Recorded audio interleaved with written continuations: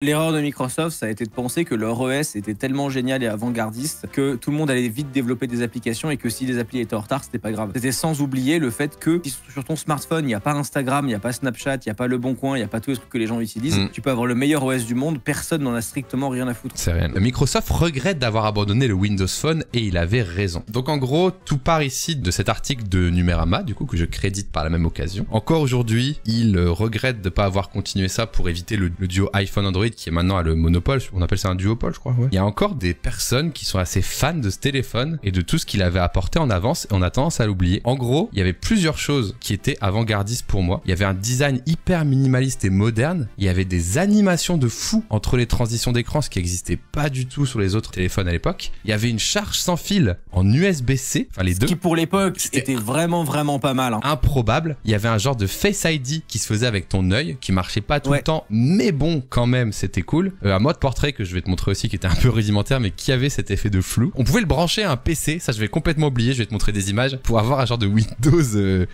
docké quoi. Ils ont fait ça même avant Samsung, qui a fait Samsung Dex qui permet d'avoir un ordinateur dans son smartphone. Littéralement tout ce que je vous ai listé là quand j'ai fait mes petites recherches tout à l'heure, c'était arrivé avant tout le monde en fait, mais on s'en rendait pas vraiment compte, tu vois. Un rapport qualité-prix de fou, c'est-à-dire qu'ils étaient des composants très basiques, ils arrivaient à avoir un OS assez fluide et les raisons de l'échec, on va tout de suite le débunker, c'est qu'il y avait aucune application sur les stores car il n'y avait pas assez d'utilisateurs et comme il n'y avait pas d'utilisateurs, les gens ne développaient pas d'applications sur les stores. C'est un peu le serpent qui se mord la queue. Et du coup, je vais vous montrer quelques images pour ceux qui veulent un peu de nostalgie. Ça ressemblait à ça, voilà. Donc on avait un design qui s'appelait le Metro Design. Pourquoi ils appelaient ça Metro? Parce qu'en fait, c'était inspiré un petit peu des signalétiques qu'on avait dans le métro, c'est-à-dire tous les textes alignés à gauche, du typographique style, donc c'est-à-dire qu'on fait du design uniquement avec des polices d'écriture de différentes tailles. Il n'y avait aucun bouton, aucune barre, aucun encadrement, c'était vraiment le minimalisme à fond les ballons et on va le dire c'était un peu avant-gardiste pour l'époque. Donc on avait voilà des interfaces qui ressemblaient à ça. Franchement il y avait un bon clavier, il y avait un bon écran, c'était assez joli pour du Windows et du coup voilà t'avais des petites applications, t'avais là le mode portrait, regardez qui simulait des flous, tu venais tracer avec ton doigt tu vois, enfin, tous des trucs un peu comme ça avant-gardistes. Tu n'avais pas accès à Google Maps,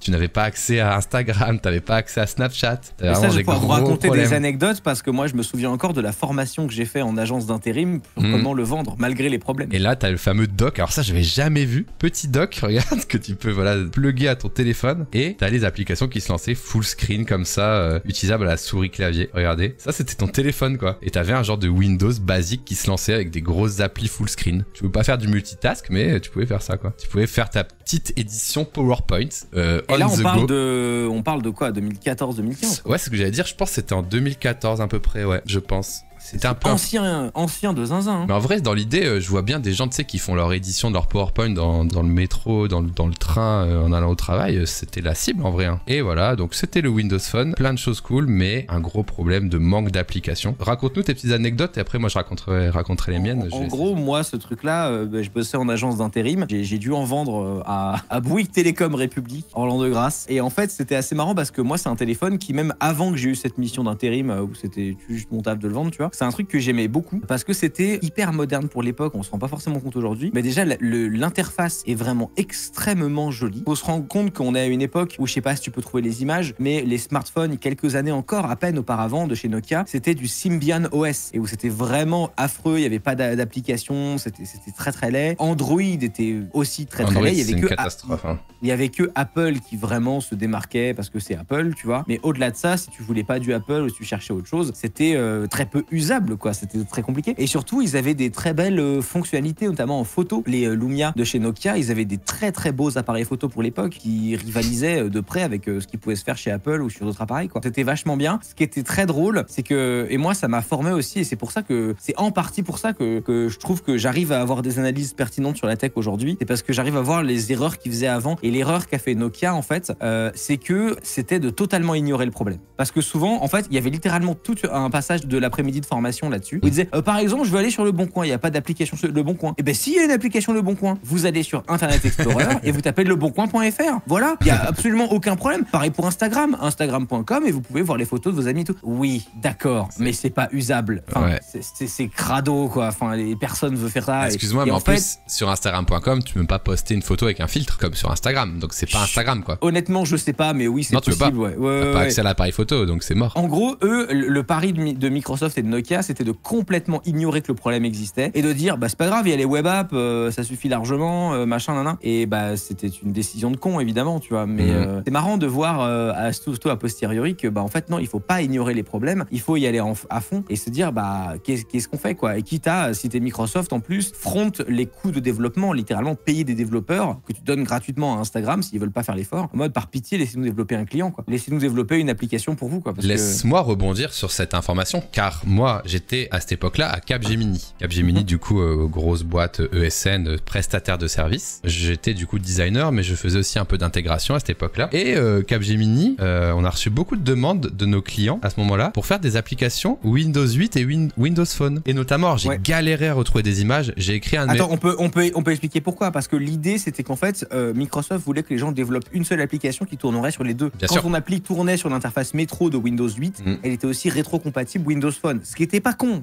C'était parfait. C'était incroyable ça. Encore une fois, avant-gardiste à mes yeux. Mais du coup, ce que je veux raconter par là, c'est qu'en fait, nous, on a eu Boulanger, la Fnac et Carrefour Drive, en gros, qui sont venus vers nous pour nous demander des applications Windows 8. Et le fait est, c'est qu'il faut se douter, ces petits loulous, alors j'ai trouvé un article, c'est le seul screenshot que j'ai retrouvé de cette magnifique application qu'on avait fait, où en fait tu retrouves... C'est toi qui as fait ça? Alors, en partie oui, mais surtout je l'ai développé là, le front quoi, en XML horrible, c'était vraiment très compliqué. Et j'ai fait aussi Carrefour Drive et ça, et l'appli de la Fnac, désolé les screenshots sont tout petits. Alors ça c'est la version Windows, hein, ouais, du coup tu l'as sur téléphone, en fait c'est juste ça se stretch en fait, mais en fait c'était pareil, hein. Le scroll était horizontal sur Windows Phone aussi, c'était hyper avant-gardiste, genre quand t'avais une liste produit, tu scrollais horizontalement et ça débordait sur la droite, c'était trop bien. Et moi j'adorais ça et c'est à cette période, à l'époque moi j'ai appris plein de choses. C'est une année où du coup je me suis plongé dans les guidelines pour comprendre ce qu'était tu sais le Bauhaus, le style typographique suisse qui dit qu'on peut hiérarchiser des polices sans mettre de barres, sans mettre de 3D, sans mettre de trucs et avoir une interface quand même assez lisible. Et donc j'ai travaillé sur ça et ma tech là-dessus c'était surtout de dire je pense que Boulanger, Fnac, Carrefour Drive avaient tout simplement eu des subventions de Windows, de Microsoft pour développer les applis parce que les applis n'ont jamais été utilisées par personne. Elles sont sorties dans le plus grand des silences, à part du coup cet article que je viens de retrouver tout à l'heure. La Fnac intègre les tablettes Microsoft avec mon chef de l'époque qui est dans l'article, voilà. C'est évidemment une idée de con parce que qui veut acheter quelque chose à la Fnac et lancer une application Windows? Mais absolument personne. Moi je peux te répondre sur ça. Tu vas sur le site internet. Enfin... Eh ben je peux te répondre sur ça. Il y a une époque où Windows 8, pas le 8.1, le 8, il y avait plus de menu démarrer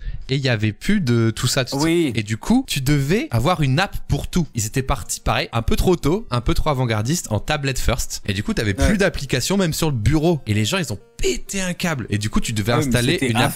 Et tout se lançait en full screen, t'avais plus de menu démarrer. Après, il y a eu la 8.1 où le petit menu démarrer est devenu des tuiles, un petit peu un entre-deux. Mais à une époque, ça se lançait en full screen. Le menu démarrer, t'avais accès à que des apps. Et du coup, c'est dans cette mouvance-là que j'ai travaillé sur ces applis-là qui étaient dispo sur téléphone et sur tablette et sur ordi du coup, parce que ordi est égal tablette quoi. Et vraiment, ils étaient en mode, bah non, mais là, dans 6 mois, tout le monde utilise Windows au doigt tactile, tu vois. C'est vraiment la strat qui était partie quoi. Tout ça pour dire que j'ai vu pas mal d'articles, pas mal de gens qui étaient nostalgiques de ce design, qui était très bon, des gens qui disent, si ça ressortait aujourd'hui, franchement, j'utiliserais parce que c'était bien. Et du coup, je me suis repenché, j'ai refait mes recherches et en effet, c'était bien. À part le fait que Snapchat à l'époque, Insta et tous les autres n'aient pas fait leur application, je pense que ça aurait pu faire tout changer en vrai. Il y aurait eu vraiment 3 acteurs s'il y avait eu les applications de base des réseaux sociaux, je pense. Le seul truc que moi je détestais, c'était le fait qu'il n'y ait pas les applis en fait. Mais sinon, je trouvais ça assez cool. Mais s'ils avaient allongé un billet à certains acteurs, en vrai, je pense que ça aurait pu changer la donne. Sorti l'OS au moment où les applis étaient prêtes en fait. Peut-être. Parce qu'en fait, il y a eu trop de latence. Il y a quelques applis qui sont sorties, mais ça a pris 6 mois. Enfin, c'était infernal quoi. Le truc était foutu quoi. Et en face de ça, toi, quand t'étais vendeur, il y avait quel iPhone à cette époque? 4. Ouais. 4S. 4. Ouais. iPhone 4 qui d'ailleurs était connu pour que quand tu le tenais comme ça dans la main, tu perdais le réseau 4G. Tu cassais l'antenne. 3G même à l'époque, pardon. Bien sûr. Pourquoi Microsoft relancerait pas une branche mobile maintenant?